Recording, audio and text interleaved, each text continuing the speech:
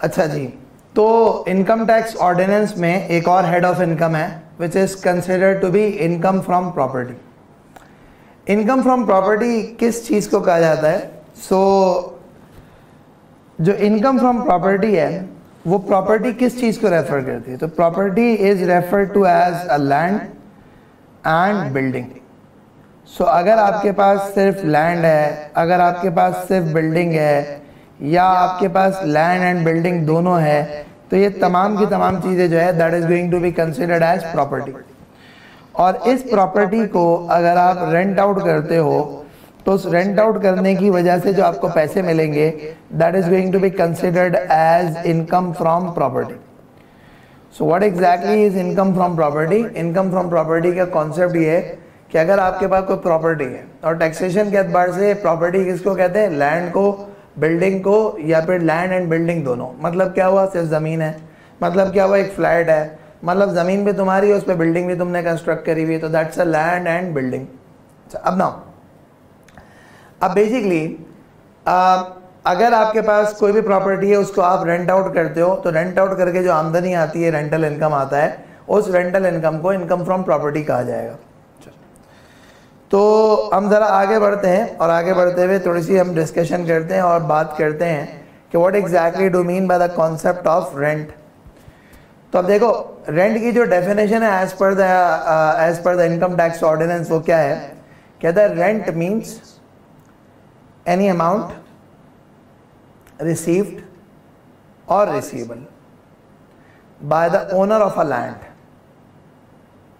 Bye the owner of a land. मतलब अगर तुमने लैंड किराए पे ली हुई है ना, इसको देखो अकाउंटिंग से, फाइनेंशियल रिपोर्टिंग से कंफ्यूज नहीं करना। फाइनेंशियल रिपोर्टिंग में IAS 40 होता है इन्वेस्टमेंट प्रॉपर्टी का, उसकी कहानी बिल्कुल डिफरेंट होती है। टैक्सेशन के एतबार से बड़ा सिंपल सा पॉइंट है, ओनर होना चाहिए। अगर आपने लीज पे ली हुई और आगे लीज पे दे रहे हो तो वो इनकम फ्रॉम अदर सोर्सेज में फॉल करती है, वो इनकम फ्रॉम प्रॉपर्टी में नहीं आती। So you have to be the owner of land. और इसमें क्या कहता है? Rent means any amount received और अमाउंट रिसीवेबल। तो यानी कि इससे एक बात समझ में आ रही है कि जो इनकम फ्रॉम प्रॉपर्टी है वो income from property actually accrual basis पे टैक्स होती है।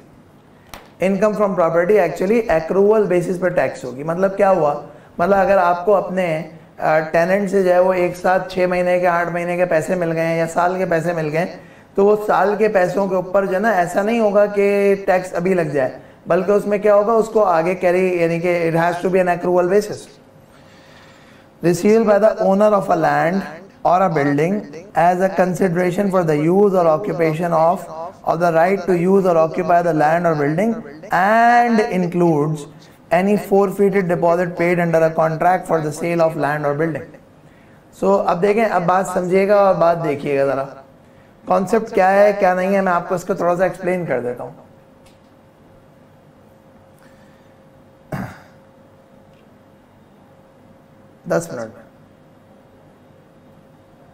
दस मिनट लगेंगे ना। अब देखें, अब बात समझिएगा। So basically what happens is that कि रेंट में क्या कुछ शामिल है? रेंट में ये शामिल है कि जो आपको रेंट मिला वो, प्लस इट इंक्लूड्स फोरफीटेड डिपॉजिट। ये फोरफीटेड डिपॉजिट का मतलब क्या होता है? दोबारा से देखें, forfeited deposit paid under the contract for the sale of a land or a building, paid under the contract for the sale of a land or a building। मतलब क्या हुआ?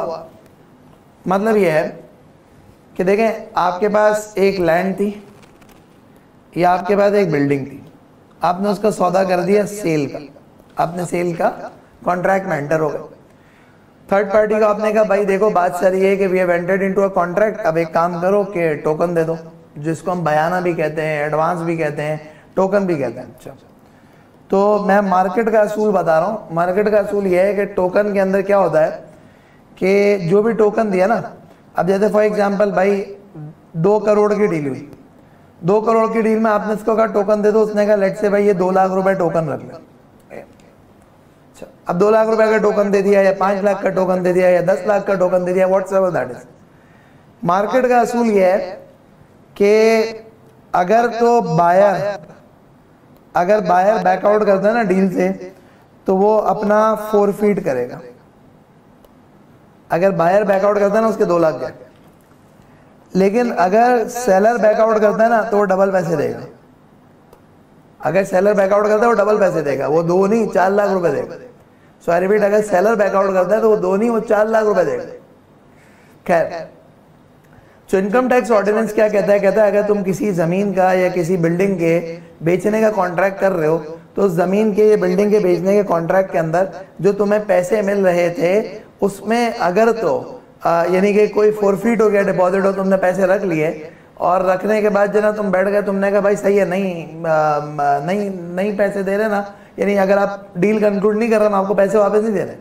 So end of the day क्या होगा? End of the day होगा कुछ तरीके से कि क्या हो जाएगा इस केस के अंदर? होगा ये कि आप क्या करोगे, आप जो है वो बेसिकली इसको भी रेंटल इनकम के तौर पर ट्रीट करोगे। सो क्या कह रहा है? Rent includes, rent means any amount received और receivable by the owner of a land और अ बिल्डिंग, सही है, for the as a consideration for the use और ऑक्यूपेशन, या फिर अगर आपके पास जो है कोई फॉरफिटेड डिपॉजिट आ जाए तो वो भी इसमें शामिल होता है। That is one thing. अगली बात, एक बड़ा इंपॉर्टेंट पॉइंट है which is called the concept of fair market rent. Now what exactly do mean by fair market rent?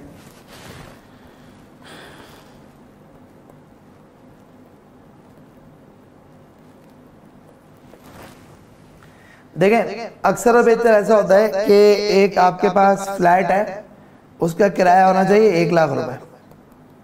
अब आपने अपने किसी रिश्तेदार को दे दिया और 60,000 का दे दिया, तो यहाँ पे जो फेयर मार्केट रेंट है वो फेयर मार्केट रेंट 1 लाख रुपए, और जो तुमने एक्चुअल पे किया है वो 60,000 रुपए। टैक्स अथॉरिटीज क्या कहती हैं? टैक्स अथॉरिटीज कहती हैं कि भाई देखो, जब आप इनकम फ्रॉम प्रॉपर्टी कैलकुलेट करोगे ना, तो इनकम फ्रॉम प्रॉपर्टी कैलकुलेट करते हुए आपने क्या करना है? कहता है the rent received is less than fair market rent for the property, the person shall be treated as having received the fair market rent for the period the property is let on rent in the tax year. However, this shall not apply in the case of self-hiring where fair market rent is already included in the income of the lessee, the chargeable to tax under the head salary. अब देखें, अब basically ये self hiring का जो कहानी है ना, ये इनकम फ्रॉम सैलरी की कहानी है, लेकिन मैं आपको एक जनरल बात बता रहा हूँ कि अल्टीमेटली व्हाट हैपेंस इज कि अगर समझो कि फेयर मार्केट रेंट 1 लाख है तो इनकम फ्रॉम प्रॉपर्टी में 1 लाख इंक्लूड होगा। लेकिन अगर फेयर मार्केट रेंट 1 लाख रुपए और एक्चुअल रेंट 1,20,000 रुपए, तो 1,20,000 रुपए इंक्लूड होगा। सो आपको सिंपल सी बात ये समझनी है कि it's the higher of fair market rent और एक्चुअल रेंट।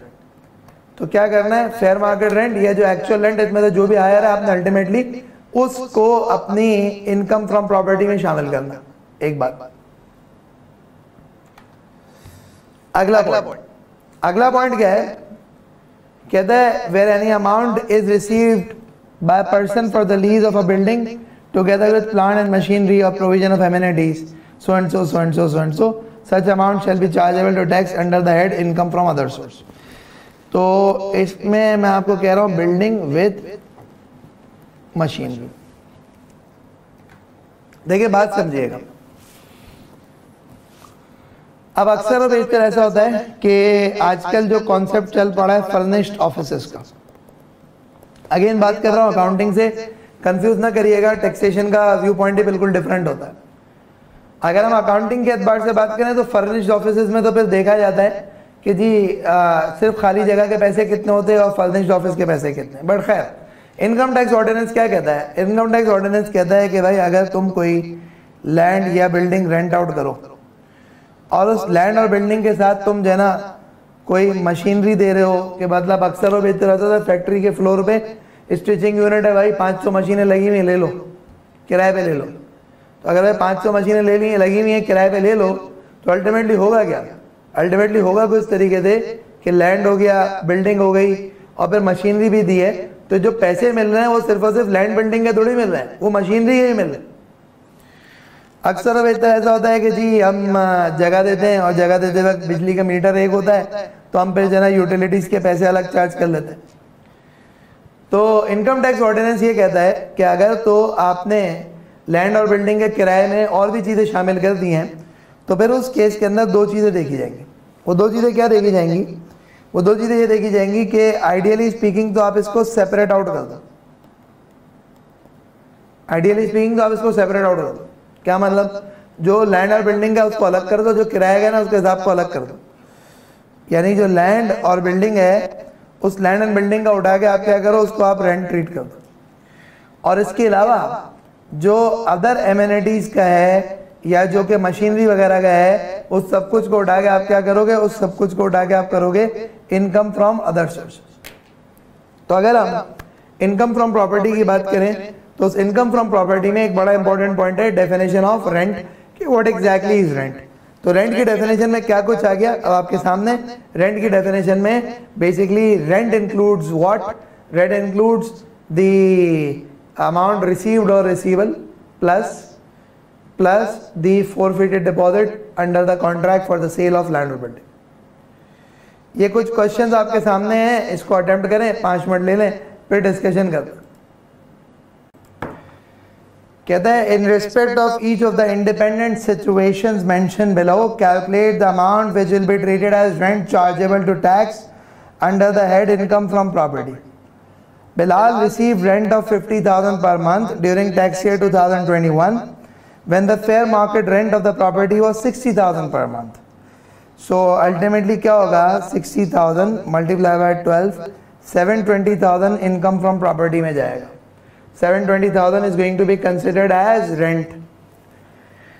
Then कहता है on 20th August Mr. Islam received 345,000 as rent for leasing out factory land, building and machinery. तो अगर तो कोई भी इस तरह की सिचुएशन हो जाए कि जहाँ पे आप सेपरेट आउट नहीं कर सकते तो फिर पूरा अमाउंट आपका कहाँ पे जाएगा, इनकम फ्रॉम अदर सोर्सेज में। सो दिस 345 इंटू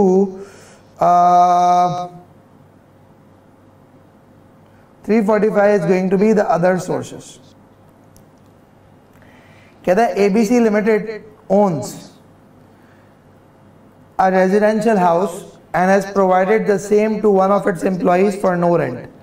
सो आपने क्या किया हुआ है, आपने अपने एम्प्लॉय को विदाउट एनी रेंट जो है वो हाउस दिया हुआ है। Ultimately what happens is that the fair market value of the rent was rupee 1 million. तो fair market value of the rent was rupee 1 million.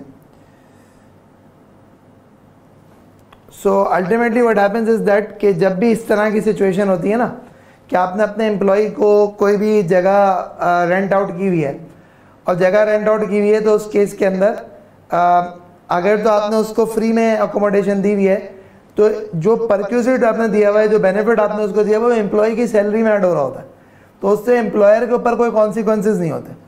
सो अब देखें यहाँ पे क्या होगा, यहाँ पे एम्प्लॉय की सैलरी में फेयर मार्केट रेंट या 45% of the basic whichever is higher वो ऐड हो जाएगा, एम्प्लॉय की सैलरी में ऐड हो जाएगा, लेट्स से 1 मिलियन। जो एम्प्लॉयर है उसके लिए 0 होगा, एम्प्लॉयर के लिए कोई इंप्लीकेशन नहीं होगी। आई रिपीट, जो एम्प्लॉयर है उसके लिए कोई इंप्लीकेशन नहीं होगी। कहता है 1 July mister Hamza receive 2 years advance rent of rupee 1.5 million. अगर 2 साल का एडवांस भी मिल गया है तो अल्टीमेटली 2 साल का एडवांस टैक्सेबल नहीं होगा। 7.5 लाख रुपए करंट ईयर में जाएंगे और 7.5 लाख रुपए अगले साल में जाएंगे। Mister Usman own 75 acres of agricultural land in Mirpur Azad Jammu Kashmir. He did not cultivate the land himself and during the tax year 2021 received annual rent of 2.5 million from the tenant cultivating the land. So अब आप देखें कि एक agricultural land है, agricultural land से अगर कोई पैसा आता है तो एग्रीकल्चरल इनकम की कैटेगरी में फॉल करता है, उसको इनकम फ्रॉम प्रॉपर्टी में नहीं लेके जाते और वो एग्जेम्प्ट होता है। So this is going to be an exempt income. ये क्या होगी, ये एक एग्जेम्प्ट इनकम होगी अल्टीमेटली। जब भी हम इनकम फ्रॉम प्रॉपर्टी की बात करते हैं तो उसमें एक बड़ा इंपॉर्टेंट एरिया है which is non adjustable advance. ये नॉन एडजस्टेबल एडवांस या नॉन एडजस्टेबल अमाउंट, इसका कॉन्सेप्ट क्या होता है इसको ज़रा समझिएगा। देखें, आपको अक्सर और बेहतर एक बात ये पता है कि जब भी कोई जगह किराए पे लेने के लिए जाते हैं तो यूजुअली जो रेंट एग्रीमेंट होते हैं वो रेंट एग्रीमेंट कुछ इस तरह से होते हैं 3+3 या 3+5 या 6+6 व्हाटसोएवर, इस तरह के रेंट एग्रीमेंट्स होते हैं। क्या मतलब इस तरह के रेंट एग्रीमेंट होते हैं कि भाई 3 महीने का एडवांस है, 3 महीने का सिक्योरिटी डिपॉजिट है, 6 महीने का एडवांस है, 6 महीने का सिक्योरिटी डिपॉजिट है, 3 महीने का सिक्योरिटी डिपॉजिट है, 5 महीने का एडवांस है, व्हाटसोएवर कुछ भी हो सकता है। अब देखिए, अब एक बात समझिएगा, होता कुछ तरीके से कि ये जो सिक्योरिटी डिपॉजिट के नाम पे जो पैसे दिए जाते हैं, वो सिक्योरिटी डिपॉजिट के नाम पे जो पैसे दिए जाते हैं वो नॉन एडजस्टेबल होते हैं, हाँ, बट दे आर रिफंडेबल। वो नॉन एडजस्टेबल होते हैं बट दे आर रिफंडेबल। और जो एडवांस रेंट दिया जाता है आपको, वो एडवांस रेंट आपका एडजस्टेबल होता है, क्योंकि वो सब्सिक्वेंट मंथ्स के अंदर एडजस्ट हो जाता है। 6 महीने का एडवांस दिया है, पहले 6 महीने के किराए के अगेंस्ट एडजस्ट हो जाएगा। सो इनकम टैक्स ऑर्डिनेंस क्या कहता है? कहता है यार देखो, बात सारी ये है कि जो इनकम फ्रॉम प्रॉपर्टी है, उस इनकम फ्रॉम प्रॉपर्टी में ये जो अनएडजस्टेबल एडवांस है ना, जिसको सिक्योरिटी डिपॉजिट हम कहते हैं आम जबान में, इसको इनकम टैक्स ऑर्डिनेंस कहता है अनएडजस्टेबल एडवांस। इस अनएडजस्टेबल एडवांस की टैक्स इंप्लीकेशन क्या होगी, उसको जरा डिस्कस करते हैं। तो इस अनएडजस्टेबल एडवांस की टैक्स इंप्लीकेशन ये होगी कि आपको कहता ही है कि we are the owner of a building, we are the owner of a building. बड़ी इंपॉर्टेंट बात, अगर किसी लैंड के ओनर को अनएडजस्टेबल एडवांस मिल रहा है ना, उसकी कोई टैक्स इंप्लीकेशन नहीं है। लेकिन अगर बिल्डिंग के ओनर को अनएडजस्टेबल एडवांस मिल रहा है ना, उसकी इंप्लीकेशन है। मतलब क्या हुआ, मेरी जमीन है, मैंने किसी को किराए पे दे दी 5 साल के लिए, 6 महीने का सिक्योरिटी डिपॉजिट ले लिया, 6 महीने का एडवांस रेंट ले लिया। अब मैंने जो 6 महीने का सिक्योरिटी डिपॉजिट लिया है ना, वो अनएडजस्टेबल है, लेकिन उसकी कोई टैक्स इंप्लीकेशन नहीं होगी। हाँ, अगर इसी की जगह मेरी बिल्डिंग होती और या कोई फ्लैट होता, उसका मैं अगर अनएडजस्टेबल एडवांस लूंगा, उसकी टैक्स इंप्लीकेशन है। क्या इंप्लीकेशन है? An advance which is not adjustable against rent, the whole of advance shall be treated as rent chargeable to tax under the head income from property in the year of receipt and following 9 tax years in equal proportion। क्या मतलब हुआ? मतलब ये हुआ कि आज है tax year 2021, आपने एक प्रॉपर्टी किराए पे दी और आपको 5 लाख रुपए का एडवांस मिल गया। अब आप क्या करेंगे? अब आप करेंगे कुछ तरह से कि जब आप इनकम फ्रॉम प्रॉपर्टी कैलकुलेट कर रहे होंगे, तो इनकम फ्रॉम प्रॉपर्टी में आपके पास 3 चीजें आएंगी। अब एक आएगा रेंट, एक आएगा आपका फोरफीटेड डिपॉजिट, और एक आपका आएगा अनएडजस्टेबल एडवांस। वो अनएडजस्टेबल एडवांस कितना आएगा? 1/10 ऑफ द अमाउंट रिसीव्ड, यानी 5 लाख का 1/10 का मतलब होता है 50,000 रुपए। तो 50,000 रुपए इंक्लूड होगा, और whatever the amount is going to be, this amount is going to be termed as rent chargeable to tax. तो याद रखिएगा, अगर तो आपने एक बिल्डिंग रेंट आउट करी हुई है और उस बिल्डिंग के अंदर अगर आपको अनएडजस्टेबल एडवांस मिल रहा है, अगर आपने बिल्डिंग रेंट आउट करी हुई है, आपको उसके अगेंस्ट अगर अनएडजस्टेबल एडवांस मिल रहा है, तो उस अनएडजस्टेबल एडवांस को क्या किया जाएगा? उसका 1/10 रेंट चार्जेबल टू टैक्स में इंक्लूड होगा। हो गया? आगे बढ़ा, आपने टैक्स ईयर 2021 में बिल्डिंग किराए पे दी, 2022 में किराए पे दी, 2023 में किराए पे दी, 2024 में ये वेकेट हो गई और आपने टेनेंट को रिफंड कर दिया। तो अब होगा क्या? होगा कुछ तरीके से कि 2021 में 50,000 सैलरी में आपकी इनकम फ्रॉम प्रॉपर्टी में इंक्लूड हुआ, 2022 में 50,000 इंक्लूड हुआ, 2023 में 50,000 इंक्लूड हुआ, और 2024 में 0 अमाउंट इंक्लूड होगा। क्यों? क्योंकि जिस साल दी उस साल से इंक्लूड होना शुरू होगा, जिस साल विकेट हुई उस साल नहीं इंक्लूड होगा। जिस साल से दी उस साल इंक्लूड होना शुरू हो जाएगा, जिस साल विकेट हो गई उसके बाद से इंक्लूड नहीं होगा। गाना क्लियर है? अब ना 2 सिचुएशन हो सकती हैं। ऐसा हो सकता है कि आपको एक और नया टेनेंट मिल गया ना। आप क्या हो सकता है, मैं रिपीट करता हूं भाई, क्या हो गया? आपको नया टेनेंट मिल गया। सर अब जो नया टेनेंट मिल गया, वो नया टेनेंट जो है ना, वो 2024 में मिल गया। और उस भाई ने उठाया कि हमें जो डिपॉजिट दिया है वो उसने 6 लाख रुपए का डिपॉजिट दिया। तो अब तुम क्या करोगे, पिछले टेनेंट को तुमने उसके पूरे 5 लाख वापस कर दिया। तुम नए टेनेंट के केस में, क्योंकि 2024 में नया टेनेंट आ गया, तो अब तुम 2024, 2025, 2026 व्हाटसोएवर दैट इज नए टेनेंट से रिलेटेड आप अमाउंट इनकम फ्रॉम प्रॉपर्टी में शामिल करोगे। वो कितना होगा, आप कहोगे एडवांस कितना दिया इसने, 600,000।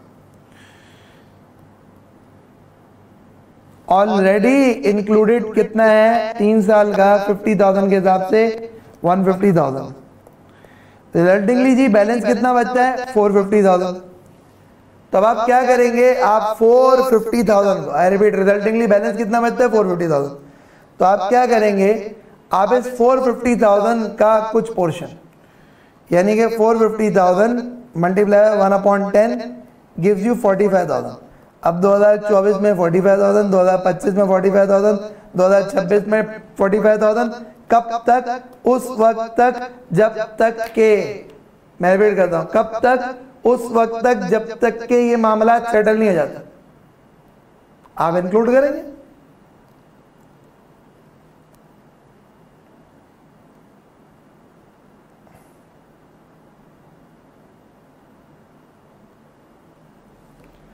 सही। तो जो अनएडजस्टेबल एडवांस होता है, जो अनएडजस्टेबल अमाउंट्स होते हैं, उसकी टैक्सेशन के एतबार से ट्रीटमेंट क्या होती है कि उसका 1/10 पोर्शन आप इनकम फ्रॉम प्रॉपर्टी में शामिल करते हैं। कब तक, जब तक कि विकेट ना हो जाए और रिफंड ना हो जाए। अगर रिफंड कर दिया, विकेट हो गई, तो नया टेनेंट आ गया, तो कैलकुलेशन ये होगी कि जितना एडवांस नए टेनेंट से मिला माइनस इस प्रॉपर्टी से रिलेटेड कितना अमाउंट ऑलरेडी टैक्सेबल इनकम में शामिल हो गया, वो माइनस करोगे, नेट अमाउंट का 1/10 डाल दोगे।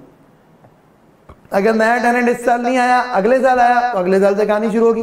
कहानी वही शुरू होगी कि जितना एडवांस मिला माइनस जितना अमाउंट अब तक टैक्सेबल इनकम में शामिल हो चुका, बैलेंस अमाउंट को मल्टीप्लाई 1/10 करके ऐड करते रहोगे, करते रहोगे, करते रहोगे।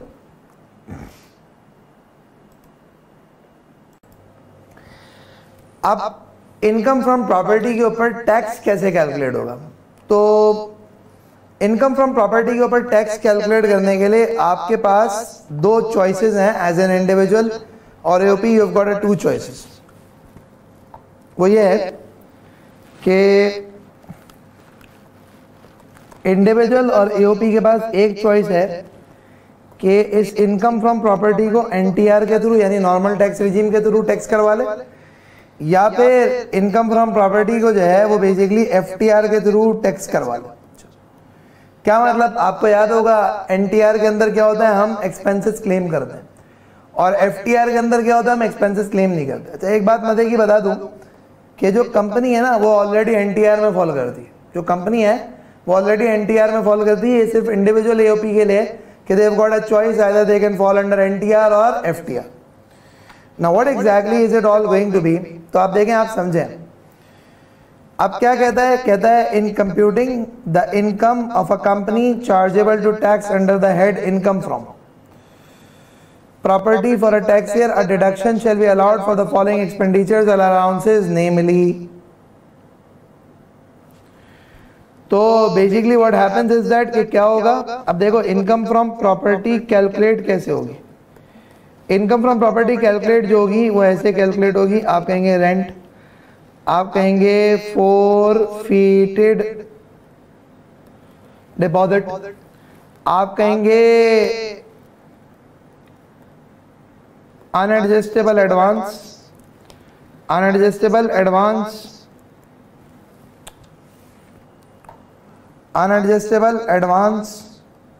उसके बाद क्या कहेंगे, in respect of repairs to a building, an allowance equal to 1/5 of the rent chargeable to tax. So you've got the rent chargeable to tax in respect of the building for the year computed before any deduction allowed under this section. तो अब ना क्या होगा, इसके बाद होगा ये, sorry यार it just moved anyways, चलिए देखें अब ना क्या होगा, आप समझें। इसमें ये होगा कि रिपेयर एंड मेंटेनेंस आपको अलाउड होगा एट 1/5, जिसको हम कहते हैं 20%। जी रिपेयर मेंटेनेंस तो कराया नहीं, कोई बात नहीं, क्लेम करो, एनी प्रीमियम पेड और payable by the person in the year to insure the building against the risk of damage or destruction. सिर्फ इंश्योरेंस के लिए जो पैसे दिए गए वो इंश्योरेंस प्रीमियम भी आप यहां पे माइनस कर देंगे। Any local rate, tax, charge और cess in respect of property और the rent from the property paid or payable by the company to any local authority or government in the year not being any tax payable under this ordinance। तो अगर एक property पे कोई भी tax आपने दिया है सिवाय इनकम फ्रॉम प्रॉपर्टी पे अंडर इनकम टैक्स ऑर्डिनेंस, तो वो भी डिडक्टेबल होगा। यानी कि प्रॉपर्टी टैक्सेस वगैरह जो पे करते हैं ना, वो भी डिडक्टेबल होगा। एनी ग्राउंड रेंट पेड और payable by the company in the year in respect of the property.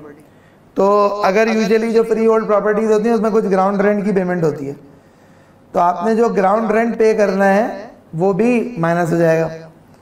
Any profit paid और payable by the person in the year on any money borrowed including by way of mortgage to acquire, construct, renovate, extend, reconstruct the property. तो आपके पास यानी profit on date, कौन सा date जो कि इस property को खरीदने के लिए दिया गया है, इस प्रॉपर्टी को कंस्ट्रक्ट करने के लिए दिया गया, रेनोवेट करने के लिए दिया गया, वो सब कुछ के ऊपर जो भी है ना वो माइनस हो जाएगा। आप देखें इसको डिडक्टेबल अलाउंसेस के उससे मिक्स ना कर दीजिएगा। आपने कहा जी डिडक्टेबल अलाउंस में अगर हमने घर खरीदा तो उसके ऊपर अगर हमने इंटरेस्ट दिया है तो वो तो माइनस हो जाएगा। हाँ, तो अगर घर खरीदा है तो माइनस हो जाएगा। लेकिन अगर आपने कोई प्रॉपर्टी खरीदी है, लैंड खरीद लिया, जो कुछ भी खरीद लिया, तो उसके लिए अगर आप जो इंटरेस्ट दे रहे हैं तो इंटरेस्ट यहाँ पे माइनस होगा। Whether property has been acquired, constructed, renovated, extended, so and so, so and so, so and so, with capital contributed by HBFC, etc., etc., etc.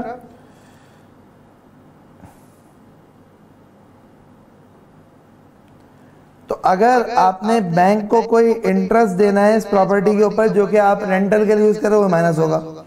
Where property is subject to mortgage charge or other capital charge, amount of profit paid on such charge. So when the property is subject to mortgage or other capital charge, तो एक property जो है वो आपने mortgage कराई हुई है, capital charge कराया हुआ है, तो वो माइनस होगा। Interest on mortgages. फिर any expenditure not exceeding 6% of the rent chargeable to tax in respect of property for the year computed before any deduction allowed under this section, paid or payable wholly and exclusively for the purpose of deriving rent chargeable to tax. So इसको जो है ना हम कहते हैं collection charges. और collection charges जो है वो बेसिकली क्या होगा, लोअर ऑफ एक्चुअल और 6% of rent chargeable to tax. तो आपने बंदे रखे हुए, आपने कहा प्रॉपर्टी से पैसा कलेक्ट करने के लिए, रेंटल का कलेक्ट करने के लिए बंदे चाहिए। तो अगर आपको रेंटल इनकम के लिए बंदे चाहिए तो आपने क्या करना है, it has to be the lower of what, lower of 6% of rent chargeable to tax, या फिर आपने जो एक्चुअल उनको पैसे दिए। एनी एक्सपेंडिचर पेड और payable by the person in tax year for the legal services acquired to defend the company's title to the property और any suit connected with the property in a court. अगर एक property है उससे related कोई भी suit connected हो कि property की ओनरशिप, प्रॉपर्टी का टाइटल इससे रिलेटेड हो, तो उसके अंदर अगर आपने कोई लीगल सूट के दिए वो भी माइनस होंगे। Where there are reasonable grounds for believing that any unpaid rent in respect of the property is irrecoverable, an allowance equal to unpaid rent where bed date की बात कर रहा हूं। कभी कभार ऐसा होता है कि देखें जो रेंट है उस रेंट के ऊपर जो टैक्स लग रहा है, मैं रिपीट कर रहा हूं, जो रेंट है उस रेंट के ऊपर जो टैक्स लग रहा है वो एक्रूअल बेसिस पे लग रहा है। जी रेंट तो मिला नहीं है, अब टैक्स में भी किस बात का दूं, और मिल भी नहीं रहा।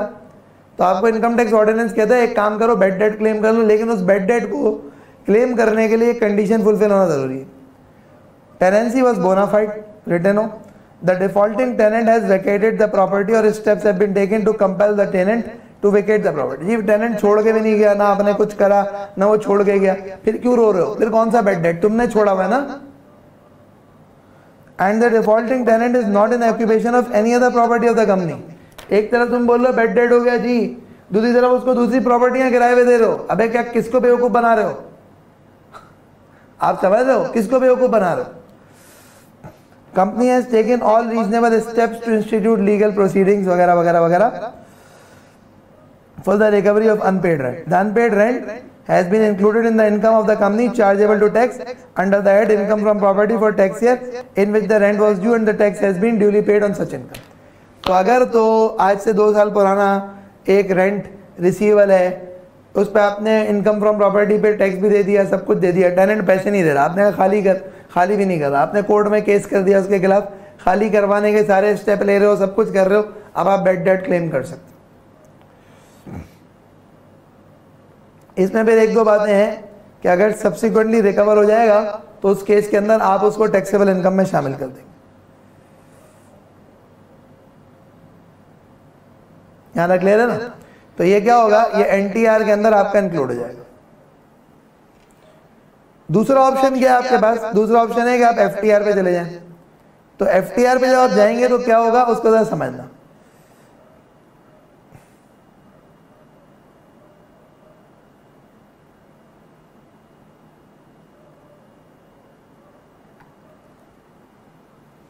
एफटीआर में आपका जो रेट ऑफ टैक्स होगा वो ये हो जाएगा। एफटीआर का रेट ऑफ टैक्स ये हो जाएंगे, ये एफटीआर के रेट ऑफ टैक्स, ये एफटीआर का रेट ऑफ टैक्स।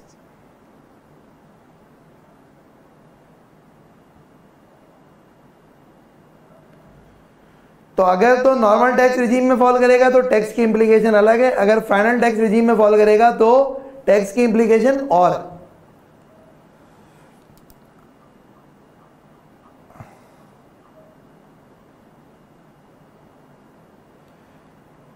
ये एक एक्सरसाइज है, इसको सॉल्व करें और इस एक्सरसाइज के थ्रू जो है वो हम डिस्कस करेंगे कि इनकम फ्रॉम प्रॉपर्टी को आप सेपरेट ब्लॉक ऑफ इनकम यानी कि एफटीआर में ट्रीट करेंगे तो क्या होगा और अगर एनटीआर में ट्रीट करेंगे तो क्या होगा।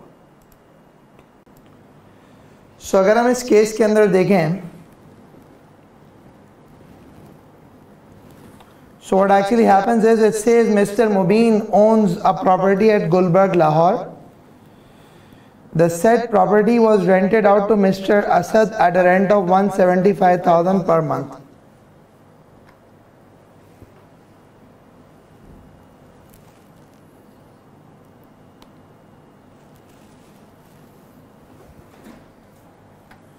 Now, so what actually happens is that the said property was rented out to Mr. Asad at a rent of 175,000 per month. Mr. Asad left the premises on 31st January 2021. Mr. Asad had paid a sum of 300,000 as unadjustable advance in tax year 2018. तो अगर tax year 2018 में दिया था तो 18, 19, 20, 21 में चला गया। Mr. Mubin returned the said advance on his departure. The said property remained vacant in the month of February 2021. Thereafter, Mr. Gulzar has taken the possession of the said property at a monthly rent of rupees 220,000. तो पहले 175,000 पे था, अब 220,000 पे था।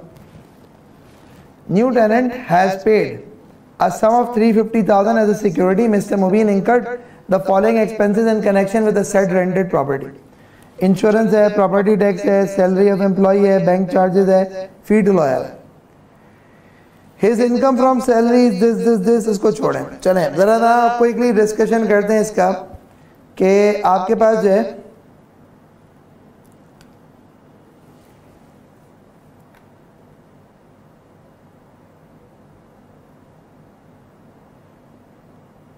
Situation को इस तरीके से, फरवरी के अंदर property remained vacant and it was just in March, April, May, June. Rent March, April, May, June.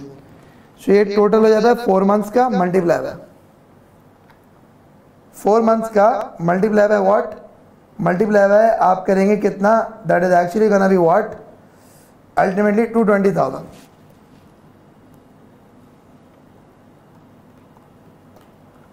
So it is actually gonna be 880,000. ये एक रेंट हो जाएगा। सही है जी। अच्छा, अगली बात जरा देखिएगा। अगली बात जो है ना वो ये हो जाएगा कि आपके पास फोरफिटेड डिपॉजिट तो यहाँ पे कुछ है नहीं।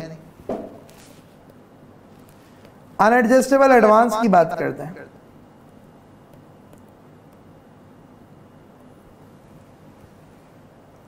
अनएडजस्टेबल एडवांस की अगर हम बात करेंगे तो अनएडजस्टेबल एडवांस में आपके पास क्या है, it was 300,000 unadjustable advance in tax year 2018। So advance जो आपको नए टेनेंट ने दिया है वो कितना है उसको जरा देखते हैं। नए टेनेंट ने एडवांस आपको दिया है that is actually 350,000।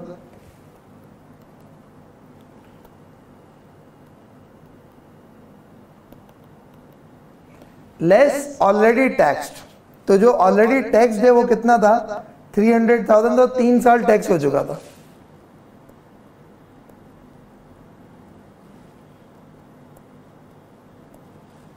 So hence रिजल्टिंगली 90,000 tax हो चुका था। अब बैलेंस अमाउंट अगर हम देखें, so it turns out to be 260,000। अगर हम इसको डिवाइड बाय 10 करें, so resultingly what is gonna happen is that it is gonna be 26,000।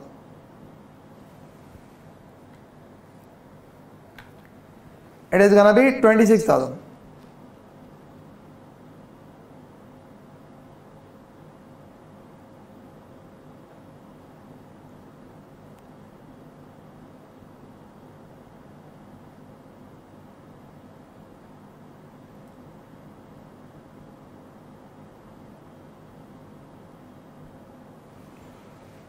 सही है जी। तो आप क्या करेंगे, आप करेंगे कुछ तरीके से कि आप इसको बेसिकली जो है 26,000 आपका एडअप हो जाएगा, तो 880 प्लस 26 गिव्स यू 906,000। अच्छा, अब इसमें एक बड़ी इंपॉर्टेंट पॉइंट है, वो ये है कि अगर तो आप एफटीआर पे जाते हैं तो बस चैप्टर क्लोज, लेकिन अगर आप एफटीआर पे नहीं जाते और आप एनटीआर पे जाते हैं तो फिर कैलकुलेशन होगी, है ना। आप देखें, अगर आप एफटीआर पे जाते हैं तो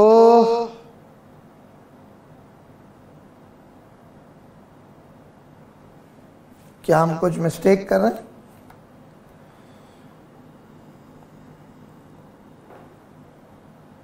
अच्छा सॉरी, पहले 6 महीने का भी तो आपको लेना पड़ेगा यार, सॉरी।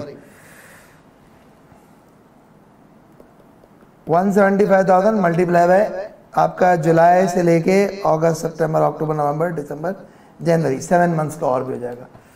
सो 175 into 7 months 1,225,000। सो हेंस रिजल्टिंगली क्या हो जाएगा,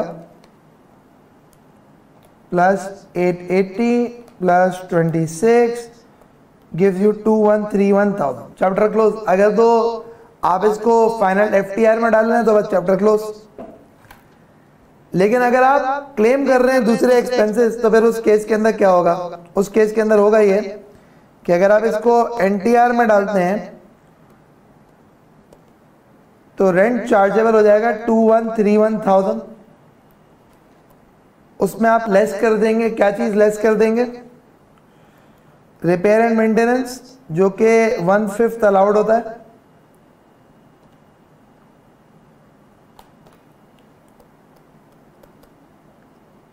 $426, $200।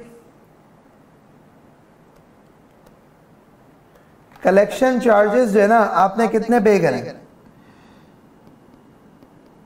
Salary of employ in connection with the for the collection of rent 60,000 आपने पे किए। Bank charges in connection with collection of rent. So आप देखें पीछे एक जाके देखिएगा कि कौन से कलेक्शन चार्जेस आपको अलाउड है।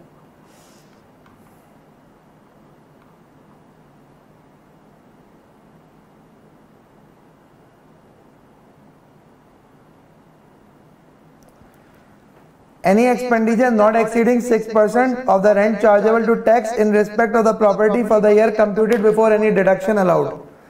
तो मैक्सिमम 6% अलाउड है, 6% से ज्यादा अलाउड नहीं है। आई रिपीट, मैक्सिमम कितना अलाउड है, 6%। सो मैक्स इज 6%। Which is 127,860। तो कलेक्शन चार्जेस 127,860 के मैक्सिमम अलाउड है, लेकिन एक्चुअल जो चार्जेस आपने करें वो आपने कितना इंकर करा है? आपने 60 + 20 80,000 के कलेक्शन चार्जेस आपने इंकर करे। उसके बाद बाकी सारी चीजें, इंश्योरेंस प्रीमियम पेबल वगैरह वगैरह वगैरह, ये सारी चीजें चार्ज हो जाएंगी आपकी। तो अगर आप एनटीआर की वर्किंग करेंगे तो एनटीआर की वर्किंग करते हुए आपके पास रिपेयर एंड मेंटेनेंस अलाउंस हो रहा है, इंश्योरेंस प्रीमियम पेबल हो रहा है, प्रॉपर्टी टैक्स पेड हो रहा है, कलेक्शन चार्ज। ऐसे लॉयर के जो पैसे हैं वो लॉयर के पैसे नहीं चार्ज होंगे, क्योंकि उसकी रीजन है कि लीगल टाइटल डिफेंड करने के लिए नहीं है। देखें, एग्जीक्यूशन ऑफ रेंट एग्रीमेंट ये अलाउड नहीं है। अगर लीगल टाइटल डिफेंड करने के लिए होते तो ये अलाउड होते, अगर लीगल टाइटल डिफेंड करने के लिए होते तो ये अलाउड होता। So this is how it is going to be. तो अगर तो एफटीआर है तो चैप्टर क्लोज है, एफटीआर नहीं है एनटीआर है तो ये आपको जो है ना 1/5 अलाउड होगा ही होगा, no matter whatever. Collection charges actual या 6% विच एवर इज लोअर, वो आपको जो है ना डिडक्शन अलाउ होगी। अब बाकी सारी चीजों का आपको पता। So basically what have we done? We have actually gone through this specific area of income from property. Okay ji, so ये question है, the name of which is Asad, income from property से related question है। ज़रा इसको देखेंगे, discuss करेंगे कि क्या कुछ करना है इस स्पेसिफिक क्वेश्चन के अंदर। आपको कहता है compute the income of mister Asad under the heading income from property for the tax year 2021। अब आपको एक बात पता है कि आपके पास चॉइसेस हैं कि आप दो तरह से इनकम फ्रॉम प्रॉपर्टी कैलकुलेट कर सकते हो। वो क्या दो तरह से इनकम फ्रॉम प्रॉपर्टी कैलकुलेट कर सकते हो? वो दो तरह से इनकम फ्रॉम प्रॉपर्टी ये कैलकुलेट कर सकते हो कि आप चाहो तो आप जो है वो बेसिकली इस इनकम फ्रॉम प्रॉपर्टी के अंदर जो है वो एनटीआर पे भी लेके जा सकते हो, आप चाहो तो आप एफटीआर के अंदर भी लेके जा सकते हो। So that is something that you can do. तब हम ज़रा देखते हैं कि इस सिनेरियोज में क्या होगा। तो देखें, सबसे पहली चीज़ तो ये है कि with respect to mister Asad,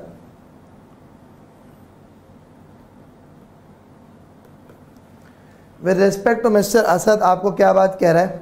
आपको क्या ये रहा है कि Asad owns some buildings which are given on rent. The following information is available. Amount receive from tenants कितना है? 1.8 मिलियन। Depreciation on building under tax laws कितनी है? 400,000।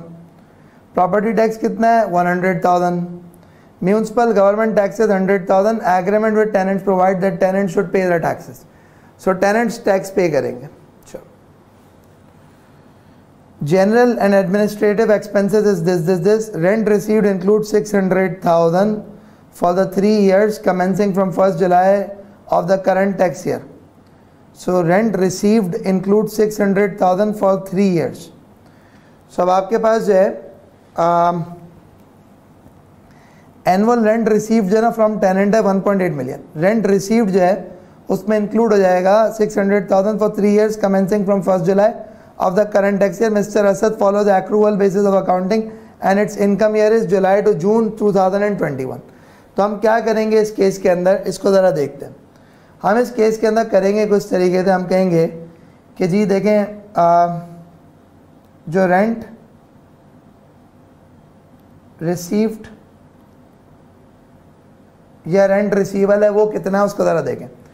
1.8 मिलियन है एनुअल रेंट, जिसमें 6 लाख रुपए है फॉर द 3 year कमेंसिंग। यानी मल्टीपल तरह की आपके पास जो है वो बिल्डिंग्स होंगी, मल्टीपल तरह के टेनेंट्स होंगे, तो उसमें से आपके पास जो है ये जो 1.8 मिलियन है, इस 1.8 मिलियन में से जो एक 6 लाख रुपए आपको मिले हुए हैं वो 3 साल के लिए हैं, उसमें से आप माइनस कर दोगे 2 साल का।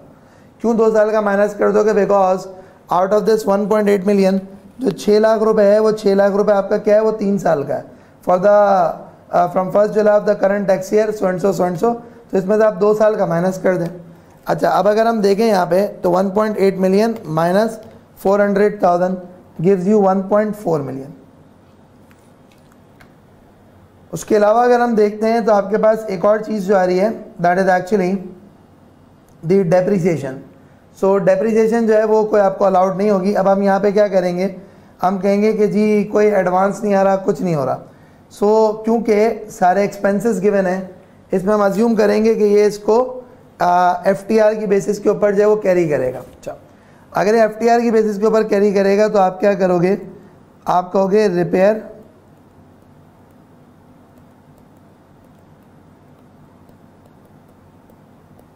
And maintenance. तो रिपेयर एंड मेंटेनेंस कितना हो जाएगा, 1/5 हो जाएगा। I repeat, repair and maintenance कितना हो जाएगा भाई, 1/5 हो जाएगा। तो अगर मैं 1/5 रिपेयर एंड मेंटेनेंस की बात करता हूं तो it is actually gonna be what, 280,000 का आपको रिपेयर एंड मेंटेनेंस मिल जाएगा। देन उसके साथ साथ जो है अगर हम बात करें डेब्रियन नहीं मिलेगी, प्रॉपर्टी टैक्स भी आपका क्लेमेबल होगा। वो प्रॉपर्टी टैक्स कितना क्लेमेबल होगा, so that is actually gonna be 100,000। सो 100,000 का प्रॉपर्टी टैक्स आपका क्लेमेबल होगा। देन अगर हम बात करते हैं तो म्यूनसिपल गवर्नमेंट टैक्सेस जो कि टेनेंट्स देंगे, तो अगर टेनेंट्स देंगे तो वो इनकम फ्रॉम अदर सोर्स है, वो इनकम फ्रॉम रेंट नहीं है। जनरल एंड एडमिनिस्ट्रेटिव एक्सपेंसेस उसको छोड़ दें, सही है। तो अब अगर मिल मिला के देखा जाए तो आपके पास this is going to be considered as income from property. ये क्या कहलाएगा, income from property. So 1,020,000 is going to be considered as your income from property. So मैं रिपीट करता हूं, इनकम फ्रॉम प्रॉपर्टी क्या हो जाएगी, 1,020,000। तो क्या हो गया, मिस्टर असद की आपकी इनकम फ्रॉम प्रॉपर्टी कितनी हो गई, 1,020,000। आगे बढ़ते हैं और आगे बढ़ते हुए नेक्स्ट क्वेश्चन पे आते हैं, which is mister Akmal. Question number 34 पे आते हैं, विच इज मिस्टर अकमल।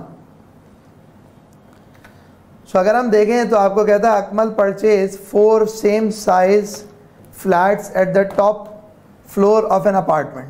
तो कोई बिल्डिंग है, अपार्टमेंट ब्लॉक है, उसके टॉप पे आपने जो है वो बेसिकली 4 फ्लैट्स खरीदे। इन जून 2020 he let out 2 flats at fair market rent of 25,000 per month from the next month onward, यानी जुलाई onwards. He also received security deposit of 200,000 in connection with each of these flats.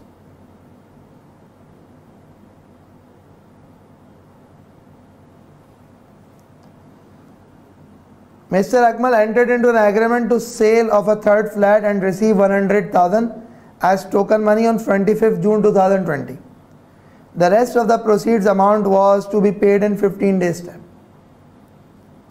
However, the buyer failed to make payment by due date and the amount of token money was forfeited. So there is a forfeited deposit also. The said flat was then rented to his cousin at a monthly rent of 15,000. अगर identical flat हैं तो भाई 15,000 नहीं, फिर 25,000 पे होना चाहिए on 1 August 2020 with a security deposit of 50,000। तो 50,000 जो दिया उसका कुछ नहीं कर सकते। Fourth flat was used by mister Akmal for his own residential purposes. Akmal paid property tax at 20,000 in connection with each of his 4 flats. You are required to compute Akmal's taxable income and tax liability for the year. तो अब आपने क्या करना है और क्या नहीं करना उसको जरा देखिएगा। आप कहेंगे फर्स्ट फ्लैट, आप कहेंगे सेकंड फ्लैट, आप कहेंगे थर्ड फ्लैट, आप कहेंगे फोर्थ फ्लैट। उसके बाद जो है आपका मजीद जो है unadjustable advance, first and second flat,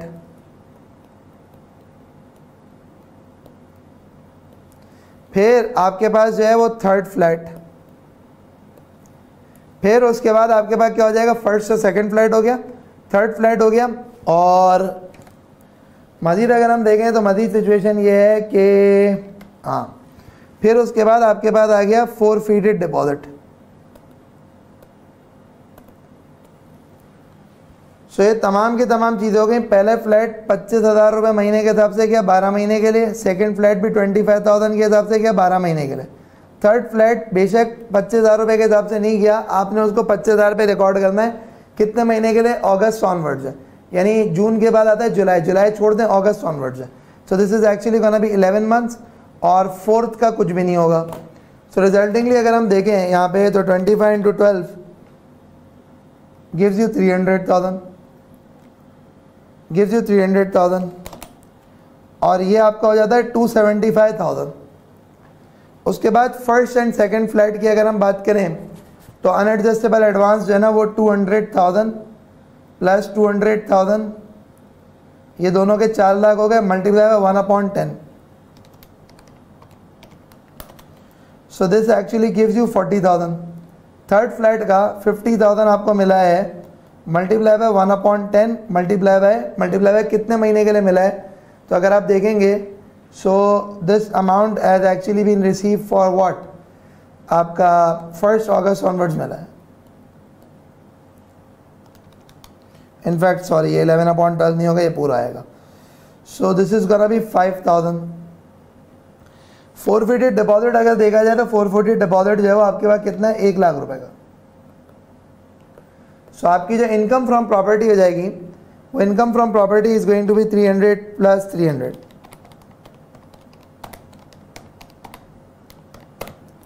सो ये रिजल्टिंगली हो जाएगा कितना, 1020,000। सो 1020,000 का आपका क्या हो जाएगा, income from property. I repeat, income from property भाई कितने की हो जाएगी, 1020,000।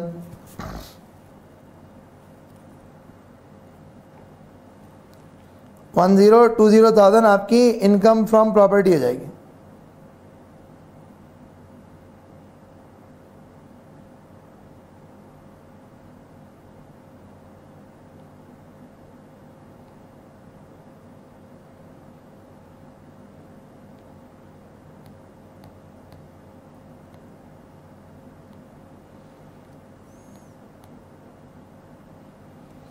Yeah, is that okay now?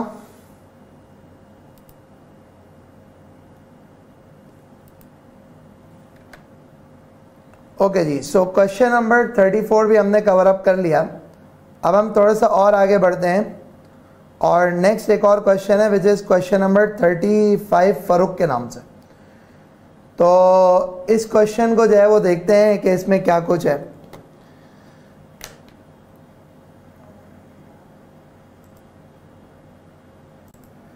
सो अगर हम इस क्वेश्चन में देखें हैं तो आपको कहता है ऑन 1 जुलाई 2020 Farooq borrowed ₹8 million from Star Bank Limited and acquired a plot of land in Hub Industrial Zone of ₹6.5 million. He invested the rest of the loan in a business venture with his friend. तो 8 million का loan लिया, 6.5 million क्या करा कि एक property में invest किया, rest of that is invested in the business. The above loan carries markup at the rate of 12% per annum and is repayable in 8 equal quarterly installments totaling starting from 1st July 2021. On 1st August 2020, Farooq decided to sell the plot of land to Zulfikar Motors for ₹10 million and received a deposit of 500,000 from them. On 15th August, Farooq forfeited the deposit on refusal of Zulfikar Motors to purchase the plot of land. तो खैर forfeited deposit भी आ गया। On 1st September, Farooq let out the plot of land to his friend Atif at a monthly rental of this. He received an unadjustable deposit. याद रखिएगा जो unadjustable deposit है उसका 1/10 सिर्फ और सिर्फ बिल्डिंग के केस में एडअप होता है, प्रॉपर्टी लैंड के केस में एडअप नहीं होगा। And paid ₹80,000 for leveling the ground.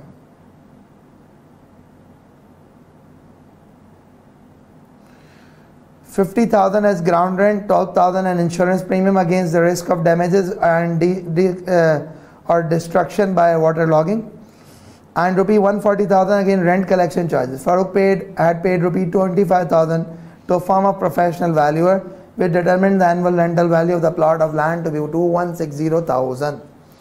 अब देखें, बात समझिएगा ज़रा थोड़ी सी कि जो फ़रूक वाला केस है इसमें होगा क्या।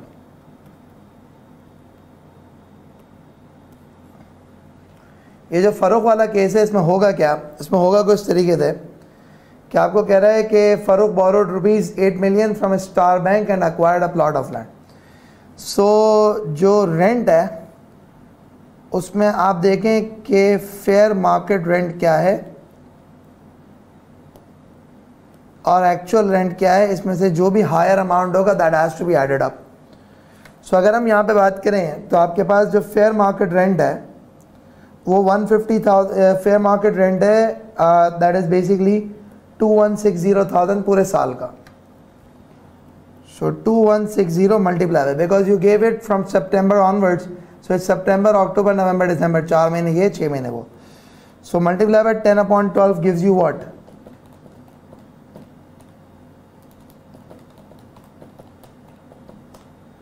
So this actually gives you 1.8 million.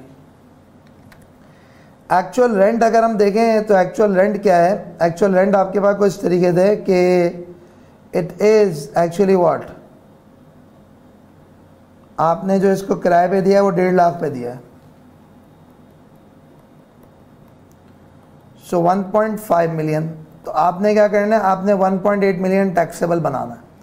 क्या बनाना है? 1.8 मिलियन टैक्सेबल बनाना है. Then what actually happens is कि आपके पास और क्या चीज़ है?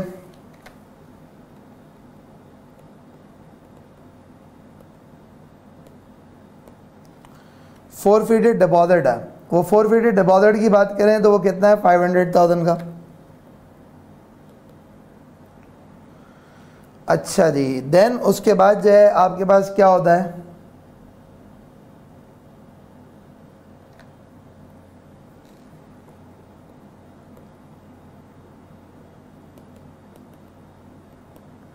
Rent chargeable to tax. 2.3 million का रेंट चार्जेबल टू टैक्स है. अच्छा जी. अब एक चीज़ ज़रा जो है मैं इधर ओपन अप करूंगा with respect to what we did discuss yesterday about the property and the capital gains. तो उसमें मुझे एक कॉन्सेप्ट जो है ना वो रिकॉल करना है यहाँ पे कि हमने जब प्रॉपर्टी की बात करी थी तो उसमें आपको क्या क्या चीज़ें हैं?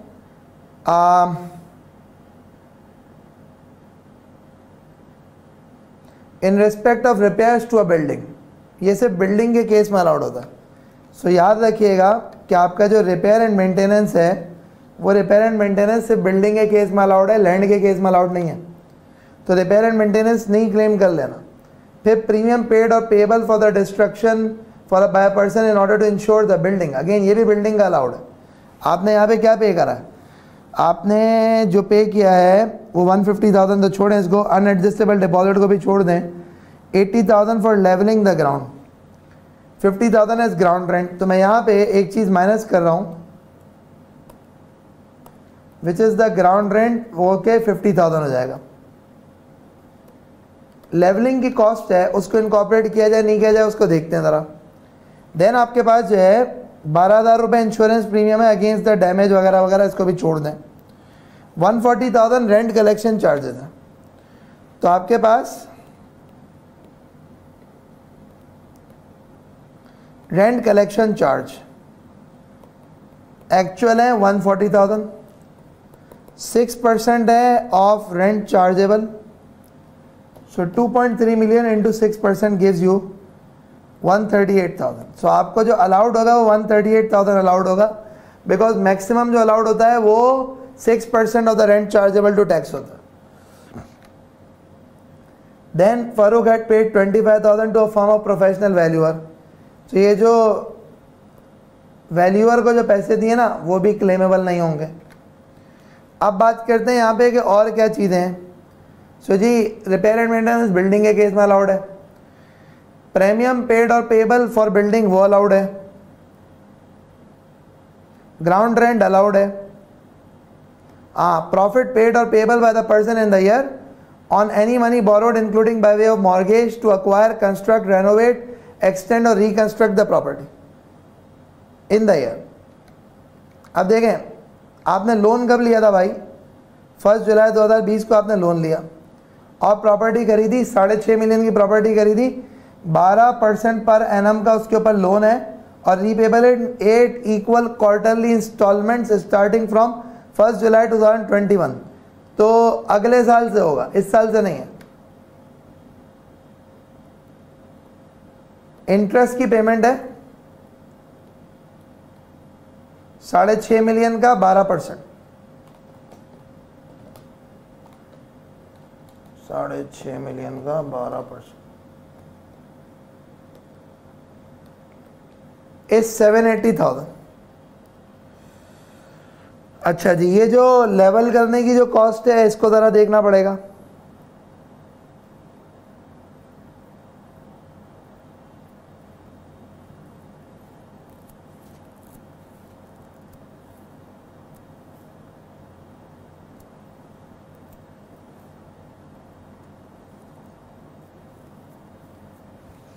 सो लेवलिंग के जो चार्जेस हैं that are also not allowed. So ultimately जब होगा क्या कि लेवलिंग के चार्जेस भी आपको इग्नोर करने पड़ेंगे और हेंस आपके पास इनकम फ्रॉम प्रॉपर्टी आ जाएगी।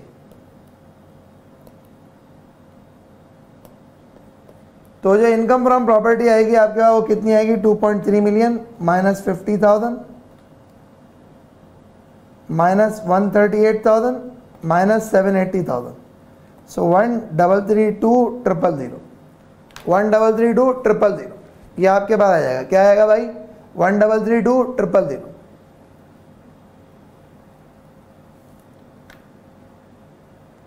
सही है, यहां तक क्लियर है। सो ये आपके पास क्या हो गया, this is basically we are done with this specific question also, जिसका जो नाम था that was about mister Farrukh. अब नेक्स्ट ये एक और क्वेश्चन है और ये question is actually about mister Amjad. तो अगेन अब इसमें देखें, एक तो है कि एक्सप्लेन द टर्म रेंट। देखें टर्म रेंट अलग है और रेंट चार्जेबल टू टैक्स अलग है। रेंट की जो डेफिनेशन है उस रेंट की डेफिनेशन के अंदर रेंट आता है और फोरफिटेड डिपॉजिट आता है। रेंट चार्जेबल टू टैक्स के अंदर अनएडजस्टेबल एडवांस भी आता है। तो खैर अब इस अमजद के नाम से क्वेश्चन है, इसको आपने सॉल्व करना है, इसको आपने अटेम्प्ट करना है। तो इस क्वेश्चन में अमजद में हम इनकम फ्रॉम प्रॉपर्टी को ही डिस्कस करेंगे, हम तमाम चीज़ों को डिस्कस नहीं करेंगे। कहता है ऑन फर्स्ट जुलाई 2020 Amjad purchase a factory building in Sukkur along with the installed machinery at a price of 9 million and 3 million respectively. तो बिल्डिंग की प्राइस कितनी थी, 9 मिलियन की थी और मशीनरी की प्राइस कितनी थी, 3 million. To manage the shortage of funds of rupees 2 million, he borrowed the same on 1st July 2020 from his friend Shamshad through a cross check. The loan carries interest at 18% per annum. Shamshad से लिया है अपने दोस्त से, तो scheduled bank से नहीं लिया ना, तो उस केस के अंदर अलाउड नहीं होगा इंटरेस्ट। क्योंकि आप देख लें, हमने ये कल भी डिस्कशन करी थी कि आपको अल्टीमेटली क्या करना होता है, क्या नहीं करना होता। एक मिनट वेट करिएगा। Okay, ultimately what happens is that कि आपका जो लोन है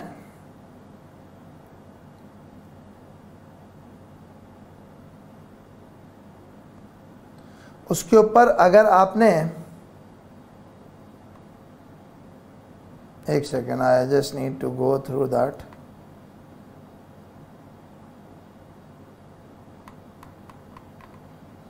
where the property has been acquired so and so so and so so and so with a capital contributed by HBFC or a scheduled bank under the scheme। Scheduled bank से लिया होता या कोई financial institution से लिया होता तो allowed होता। ये आपको इसके ऊपर इंटरेस्ट अलाउड नहीं होगा। On 1st January, he let out his building along with machinery to Basit at a monthly rent of 500,000 payable in advance. 500,000 payable in advance. 1st January 2020 को आपने जो है वो लेट आउट करी है। ये थोड़ा सा इसमें मिसप्रिंट है, it should have been 1st January 2021। तो अगर मैं बात करूं इस केस के अंदर, तो इस केस के अंदर सिचुएशन क्या है, मिस्टर अमजद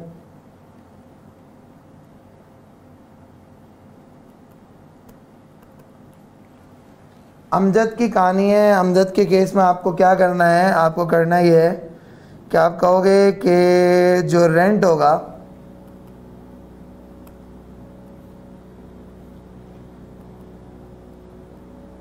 प्रॉपर्टी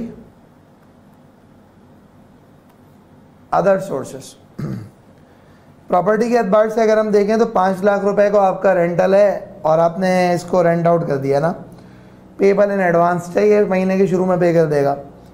तो अगर ये पेबल इन एडवांस है तो आपने यहाँ पे रेंटल को स्प्लिट करना पड़ेगा। कैसे स्प्लिट करोगे? आप कहोगे 5 लाख मल्टीप्लाई बाय 9/9 + 3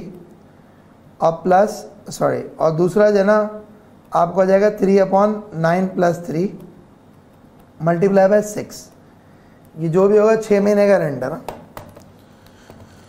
तो 500,000 इंटू 9 डिवाइड बाई 3 इंटू 6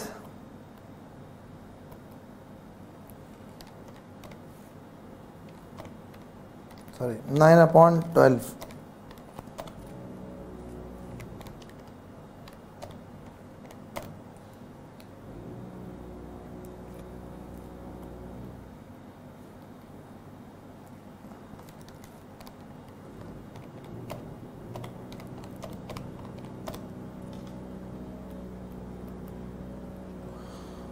सो ये हो जाएगा 750,000। कहता है कि ऑन 1 जुलाई 2020 Amjad let out is residential property situated in DHA Karachi to Mirza limited at a monthly rent of 300,000। रेंट फॉर 2 years was received in advance on 1 August 2020। तो अब आप देखें, आप एक चीज़ समझिएगा, रेजिडेंशियल प्रॉपर्टीज ने लेट आउट करी थी to Mirza limited at a monthly rent of 300,000। DHA की 3 लाख रुपए पर मंथ के ऊपर रेंट आउट करी है। भले 2 साल का एडवांस मिल गया, लेकिन आपका सिर्फ करंट ईयर का एडवांस जो है ना वो इनकम फ्रॉम प्रॉपर्टी में शामिल होगा। आपका सिर्फ करंट ईयर का एडवांस इनकम फ्रॉम प्रॉपर्टी में शामिल होगा। अच्छा जी, अगली बात करते हैं। अगली डिस्कशन क्या है? कहता है 1 जुलाई 2020 को Amjad also entered into an agreement with Zeeshan for the sale of his plot situated in Quetta for 50 million। The plot had been purchase for 40 million in 15 under the terms of the agreement 5 million at the time of signing of the agreement and balance to be received so and so. तो ultimately वो fail हो गया and he finally sold the plot for 65 million। खैर वो capital gain है, उसके ऊपर मैं नहीं आ रहा, क्योंकि मैंने आपसे कहा कि मैं इस वक्त सिर्फ और सिर्फ एक कैलकुलेशन कर रहा हूँ, which is income from property की। अगली बात आपको कहता है ये है कि following expenditures are incurred by Amjad in respect of his property in Sukkur and Karachi, property situation in Karachi, property situation in Sukkur, वगैरह वगैरह वगैरह। अच्छा, तब आप देखें कि आपको क्या चीज़ अलाउड होगा। सॉरी, इसको मैं रेंट चार्जेबल टू टैक्स निकाल लूँ।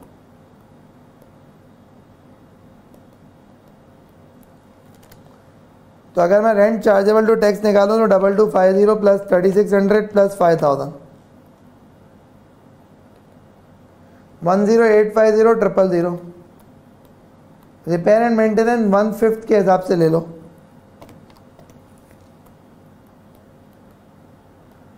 टू 170 000। उसके अलावा अगर हम देखें तो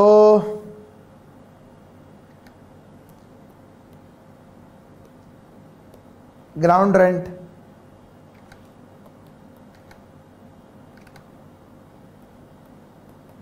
60,000 का ग्राउंड रेंट है। उसके अलावा इंश्योरेंस है 1,70,000 रुपए का। सो रिजल्टिंगली ये आपके पास हो जाएगा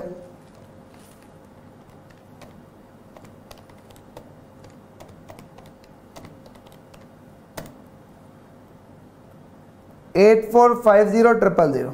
क्या हो जाएगा भाई? 8450,000। ये रेंट चार्जेबल टू टैक्स हो जाएगा आपका। आई रिपीट, क्या हो जाएगा? ये रेंट चार्जेबल टू टैक्स हो जाएगा।